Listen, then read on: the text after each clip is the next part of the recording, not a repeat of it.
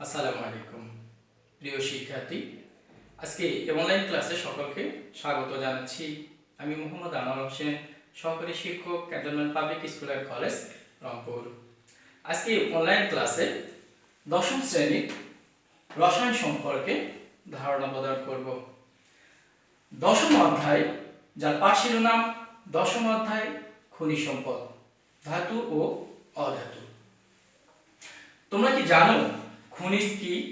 খনিজ হইল এমন একটি পদার্থ যা মাটির উপরে বা মাটির নিচে বিভিন্ন শিলাস্তরের উপরে কিছু মূল্যবান ধাতু এবং অধাতু পাওয়া যায়, যাদেরকে খনিজ বলে। খনিজ সাধারণত দুই রকম হয়ে থাকে, যার মধ্যে একটা হলো ধাতুর খনিজ, অপরটা হলো অধাতুর খনিজ। ধাতুর খনিজ সম্পর্কে তোমরা এর আগে অবগত হয়েছ।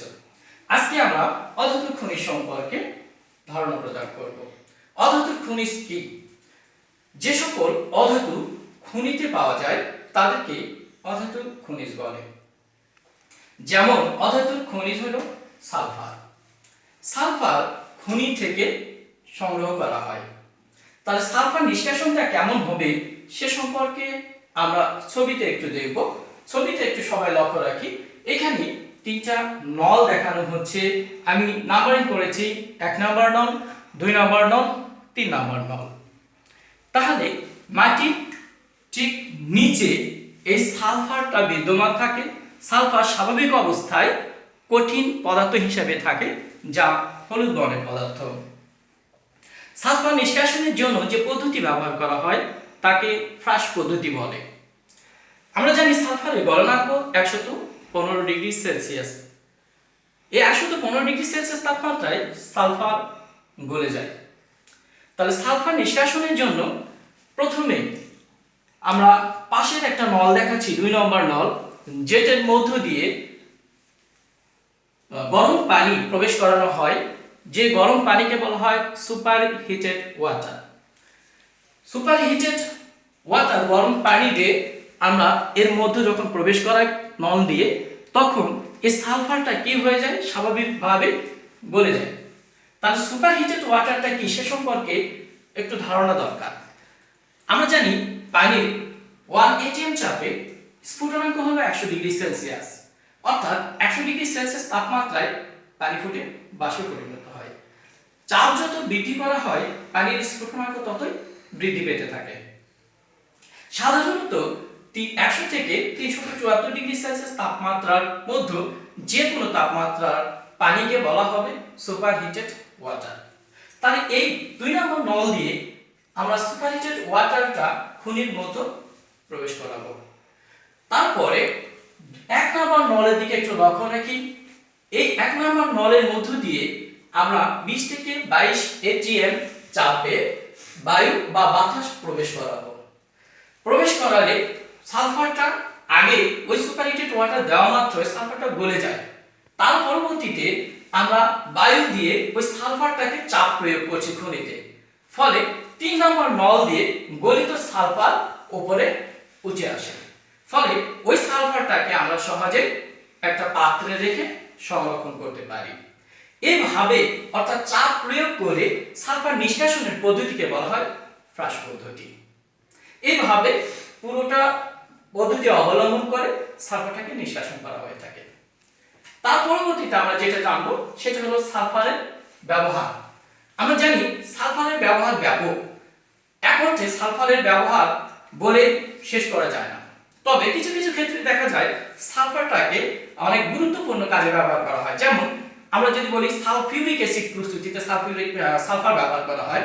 2 নম্বরটা হলো রাবারের ভলকানাইজিং করতে, অর্থাৎ রাবারটাকে টেকসই করার জন্য সালফার যোগ করে রাবার ভলকানাইজিং করা হয়। এটাকে বলা হয় রাবারের ভলকানাইজিং। 3 নম্বরটা হলো সালফার ড্রাগ, অর্থাৎ সালফারটা অতি মাত্রায় ব্যবহার করা হয় ঔষধ শিল্পে। সালফানিলামাইড, এটা সাধারণত ব্যাকটেরিয়া নাশক হিসাবে ব্যবহার করে থাকে। অর্থাৎ সালফার ড্রাগ হিসেবে সালফারের ব্যবহারটা ব্যাপক। তার পরবর্তীতে আমরা যে টপিকটা দেখাচ্ছি সেটা হলো সালফারের অক্সাইড জাতীয় যৌগ। তোমরা কি জানো সালফারের অক্সাইড কয়টা? সালফারের অক্সাইড হলো 2টা। এক নম্বরটা হলো সালফার ডাই অক্সাইড, অপরটা হলো সালফার ট্রাইঅক্সাইড। তাহলে প্রথমে আমাদের জানতে হবে সালফার ডাইঅক্সাইড কিভাবে প্রস্তুতি করা হয় এবং তার ধর্ম বা বৈশিষ্ট্যগুলো কি থাকতে পারে। আমরা প্রথমেই দেখাবো সালফার ডাইঅক্সাইডের প্রস্তুতি। প্রথমে 1 নম্বর প্রসেসে লেখা আছে কঠিন সালফার শুষ্ক বায়ুর সাথে বিক্রিয়া করে সালফার ডাইঅক্সাইড প্রস্তুত করা হয়। তাহলে প্রথম ধাপে আমরা বলেছি কঠিন সালফার শুষ্ক বায়ুর উপস্থিতিতে বিক্রিয়া করে কি তৈরি করা যায়, সালফার ডাইঅক্সাইড তৈরি করা হয়। পরবর্তীতে 2 নম্বর প্রসেস আমরা দেখাচ্ছি, এটার নাম হলো কপার পাইরাইটস। কপার পাইরাইটস থেকে সালফার ডাইঅক্সাইড তৈরি করা হয়ে থাকে। কিভাবে তাপ করা হয় সেটা আমরা প্রথমে দেখাচ্ছি, সেটা হলো তাপ জ্বালন পদ্ধতিতে। তাহলে কপার পাইরাইটসকে অক্সিজেনের সংস্পর্শে তাপিত করলে কি তৈরি হবে, সালফার ডাইঅক্সাইড তৈরি হবে। তাহলে এই দুইটা পদ্ধতি অবলম্বন করে সালফার ডাইঅক্সাইড তৈরি করা হয়। তার পরবর্তীতে যেটা দেখাবো সেটা হলো সালফার ডাইঅক্সাইডের ধর্ম। সালফার ডাইঅক্সাইড তীব্র ঝাঁঝালো বর্ণহীন গন্ধ বিশিষ্ট একটি গ্যাস। এটা বিজারক পদার্থ হিসাবে ব্যবহার করা হয়। 3 নম্বরটা, সালফার ডাইঅক্সাইড পানিতে অতি মাত্রায় দ্রবীভূত হয়ে সালফিউরাস অ্যাসিড তৈরি করে। আচ্ছা, তার পরবর্তীতে আমরা সালফার ট্রাইঅক্সাইড নিয়ে একটু আলোচনা করি। সালফার ট্রাইঅক্সাইডের প্রস্তুতি কেমন? আমরা জানি সালফার ট্রাইঅক্সাইড প্রস্তুতির জন্য প্রথমে সালফার ডাইঅক্সাইড গ্যাসের সাথে অক্সিজেন বিক্রিয়া করানো হয়েছে। দেখো তারপরে তৈরি হয়েছে কি, সালফার ডাইঅক্সাইড। এক্ষেত্রে কতগুলো নিয়ামক দরকার, যেগুলো হলো প্রবাহ, তাপমাত্রা এবং চাপ। তাহলে আমরা যদি সহজভাবে বলি যে ভ্যানাডিয়াম পেন্টাঅক্সাইড প্রবাহকের উপস্থিতিতে 200 থেকে 250 atm চাপে 450 থেকে 550 ডিগ্রি সেলসিয়াস তাপমাত্রায় সালফার ডাইঅক্সাইডের সাথে অক্সিজেনের বিক্রিয়া করালে কি তৈরি হবে, সালফার ট্রাইঅক্সাইড তৈরি হবে। ঠিক আছে, তাহলে সালফার ট্রাইঅক্সাইডের প্রস্তুতি আমরা শিখে নিলাম। এর পরবর্তীতে আমরা দেখাবো সালফার ট্রাইঅক্সাইডের ধর্ম। সালফার ট্রাইঅক্সাইড কঠিন পদার্থ, এটা উদায়ী জাতীয় যৌগ। এটা সাধারণত পানিতে অতি মাত্রায় দ্রবণীয়। এরা পানিতে দ্রবীভূত হয়ে সালফিউরিক অ্যাসিডে পরিণত হয়। ঠিক আছে, ওকে। তার পরবর্তীতে যে জিনিসটা আমরা আলোচনা করব সেটা হলো সালফার ডাইঅক্সাইড এবং ট্রাইঅক্সাইড উভয়ই অ্যাসিড বৃষ্টির সৃষ্টি করে। আমার মনে হয় তোমরা অ্যাসিড বৃষ্টি কি সে সম্পর্কে অনেক আগে থেকেই অবগত। আচ্ছা, অ্যাসিড বৃষ্টি কি কেউ কি বলতে পারবে? অ্যাসিড বৃষ্টি হলো বায়ুমণ্ডলে আমরা জানি কিছু কিছু গ্যাস বিদ্যমান থাকে, যেমন সালফার ডাইঅক্সাইড, সালফার ট্রাইঅক্সাইড। এই সালফার ডাইঅক্সাইড এবং সালফার ট্রাইঅক্সাইড বৃষ্টির পানির সাথে যুক্ত হয়ে যথাক্রমে সালফিউরাস অ্যাসিড এবং সালফিউরিক অ্যাসিডে পরিণত হয়, যা যখন বৃষ্টি হয় সেই পানির সাথে ভূপৃষ্ঠে এসে পতিত হয়, তখন সেটাকে আমরা বলি অ্যাসিড বৃষ্টি। ওকে, তার পরবর্তীতে টপিকটা একটু লক্ষ্য রাখি। সালফার ডাইঅক্সাইড বিরঞ্জক পদার্থ হলেও সালফার ট্রাইঅক্সাইড বিরঞ্জক পদার্থ নয়। অ্যাকচুয়ালি বিরঞ্জক পদার্থটা কাকে বলে, এটা সালফার ডাইঅক্সাইড এর এবং সালফার ট্রাইঅক্সাইডের ধর্ম বললেও বা বৈশিষ্ট্যের মধ্যেও আমরা দিতে পারি। তাহলে বিরঞ্জক পদার্থ কাকে বলে? যে সকল পদার্থ কোনো রঙিন বস্তুকে বর্ণহীন করতে পারে তাদেরকে বিরঞ্জক পদার্থ বলে। তাহলে সালফার ডাইঅক্সাইড বিরঞ্জক পদার্থ, কিন্তু সালফার ট্রাইঅক্সাইড বিরঞ্জক পদার্থ নয়। কেন নয় এর ব্যাখ্যা আমরা এখন দেখাবো। প্রিয় শিক্ষার্থী বন্ধুরা একটু লক্ষ্য রাখি সবাই। প্রথমেই দেখো সালফার ডাইঅক্সাইড পানির সাথে যুক্ত করে আমরা সালফিউরিক অ্যাসিড এবং জাইমান হাইড্রোজেন তৈরি করছি। এই জাইমান হাইড্রোজেনের একটা বিশেষত্ব আছে, কি করতে পারে? এ কোন বস্তুকে বা কোন যৌগকে বিজারিত করতে পারে, বিজারিত করে বর্ণহীন যৌগ তৈরি করতে পারে। তাহলে একটু লক্ষ্য রাখি, আমরা যেটা বললাম সালফার ডাইঅক্সাইড পানির সাথে যুক্ত হয়ে সালফিউরিক অ্যাসিড এবং জাইমান হাইড্রোজেন তৈরি করেছে। এই জাইমান হাইড্রোজেন রঙিন বস্তুকে বিজারিত করে কিসে পরিণত করে? বর্ণহীন যৌগে পরিণত করে। অপরপক্ষে যদি আমরা একটু খেয়াল করি তাহলে দেখবে সালফার ট্রাইঅক্সাইডের ক্ষেত্রে সালফার ট্রাইঅক্সাইড পানির সাথে বিক্রিয়া করে সালফিউরিক অ্যাসিডে পরিণত হয়। যেহেতু সালফার ট্রাইঅক্সাইড কোনো জার্মান হাইড্রোজেন তৈরি করতে পারে না, যার কারণে ও বিরঞ্জক পদার্থ হিসেবে ব্যবহৃত হয় না। তাহলে এখানে দুইটা ব্যাপার লক্ষণীয়, সেটা হলো সালফার ডাইঅক্সাইড একটা বিজারক পদার্থ, কিন্তু সালফার ট্রাইঅক্সাইড হলো জারক পদার্থ। ঠিক আছে, আমি মনে হয় সবাই বুঝতে পেরেছো। তার পরবর্তীতে আমরা যেটা নিয়ে আলোচনা করব সেটা হলো স্পর্শ পদ্ধতি। স্পর্শ পদ্ধতিতে সালফিউরিক অ্যাসিডের প্রস্তুতি। সালফিউরিক অ্যাসিড আমরা বলেছি সালফার ট্রাইঅক্সাইড পানিতে অধিক মাত্রায় দ্রবণীয়। দ্রবণীয় হয়ে কি তৈরি করে? সালফার ট্রাইঅক্সাইড পানিতে দ্রবীভূত হয়ে সালফিউরিক অ্যাসিডে পরিণত হয়। ওই সালফিউরিক অ্যাসিড যে পদ্ধতিতে তৈরি করা হয় তার দুইটা পদ্ধতি আছে, একটা হলো স্পর্শ পদ্ধতি আর একটা হলো প্রকোষ্ঠ পদ্ধতি। আমাদের বই যেটা আছে সেটা নিয়ে আমরা আলোচনা করব, সেটা হলো স্পর্শ পদ্ধতি। স্পর্শ পদ্ধতিতে সালফিউরিক অ্যাসিড কিভাবে প্রস্তুতি করা হয় তা নিম্নলিখিত ধাপ অবলম্বন করে করা যায়। তার আগে সালফিউরিক অ্যাসিডের কিছু বিশেষত্ব আমরা লক্ষণীয়, আমাদের লক্ষণীয় সেটা হলো কি, সালফিউরিক অ্যাসিডের রাসায়নিক দ্রব্যের রাজা বলা হয়। তোমরা কি জানো কেন রাজা বলা হয়? সালফিউরিক অ্যাসিডকে রাসায়নিক দ্রব্যের রাজা বলার কারণটাই হলো সাধারণত শিল্পক্ষেত্রে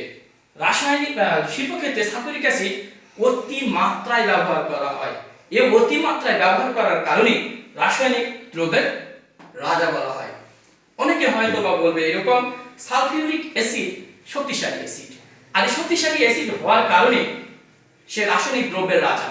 এই কথাটা কিন্তু ভুল। তার কারণ হলো সালফিউরিক অ্যাসিডের চেয়ে অধিক শক্তিশালী অ্যাসিড আছে। কেউ কি বলতে পারো সেটার নাম কি?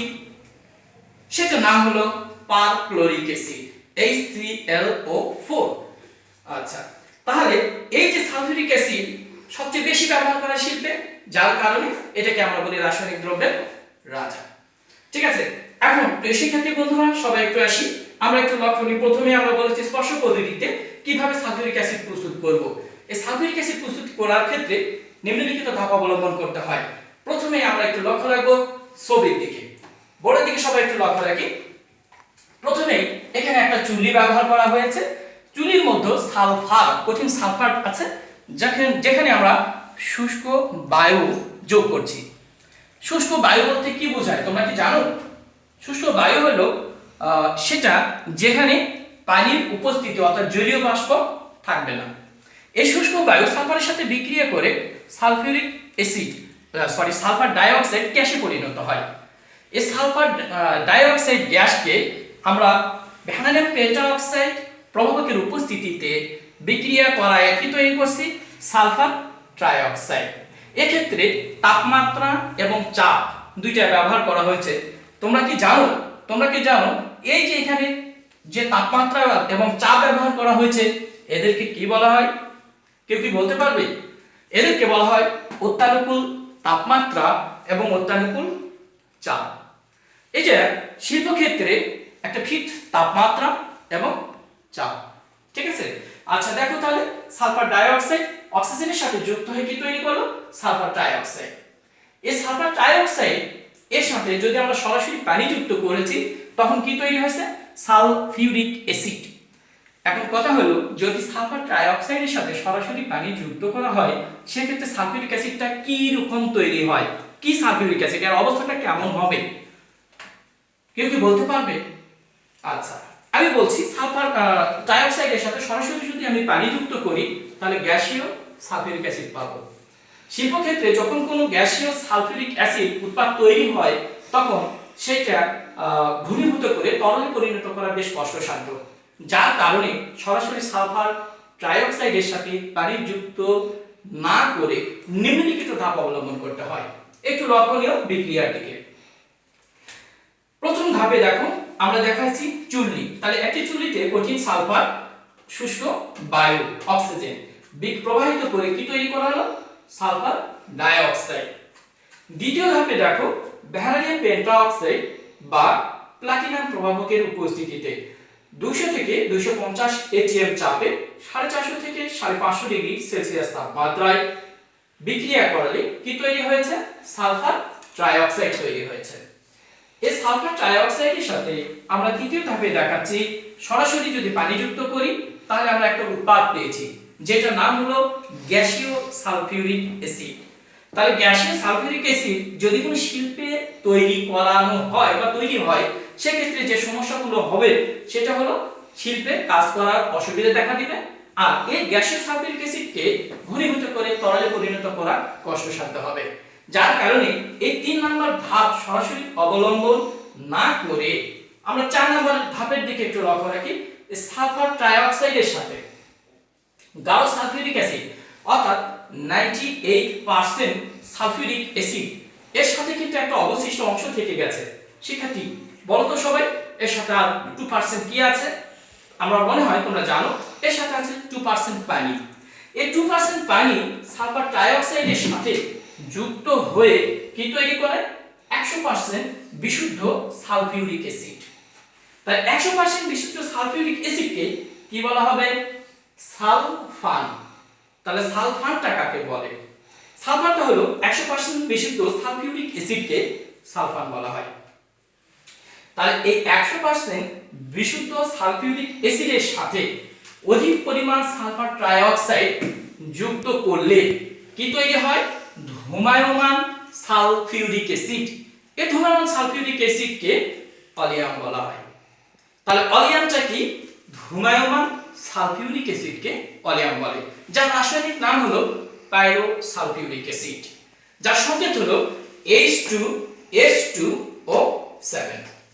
এখন এই অলিয়াম বা পাইরোসালফিউরিক অ্যাসিডের সাথে প্রয়োজন অনুপাতে পানি যুক্ত করে যে কোনো ঘনমাত্রা আমরা সালফিউরিক অ্যাসিড তৈরি করতে পারি। তাহলে আমরা এখানে 4টা প্রসেস দেখাইছি। প্রথম প্রসেসটাতে স্পর্শ প্রণালীতে সালফার ডাইঅক্সাইড তৈরি করলাম, পরের প্রসেসে সালফার ডাইঅক্সাইড তৈরি করলাম, পরের প্রসেসে গ্যাসীয় সালফিউরিক অ্যাসিড তৈরি করেছি। কিন্তু এটা অসুবিধাজনক হওয়ার কারণে আমরা 4 নম্বর প্রসেসটা অবলম্বন করেছি। আমার মনে হয় প্রিয় শিক্ষার্থীরা সবাই এটার বোধগম্য হয়েছে। এই যে আমাদের এই ক্লাসের উপর ভিত্তি করে আমরা তোমাদেরকে কতগুলো বাড়ির কাজ দেব, এই বাড়ির কাজের আলোকে তোমরা সকলে প্রশ্নসমূহের সমাধান করে স্ব শিক্ষক নিকট দেখাবে আমাদের স্কুল খোলার পর। ধন্যবাদ সবাইকে, ধন্যবাদ।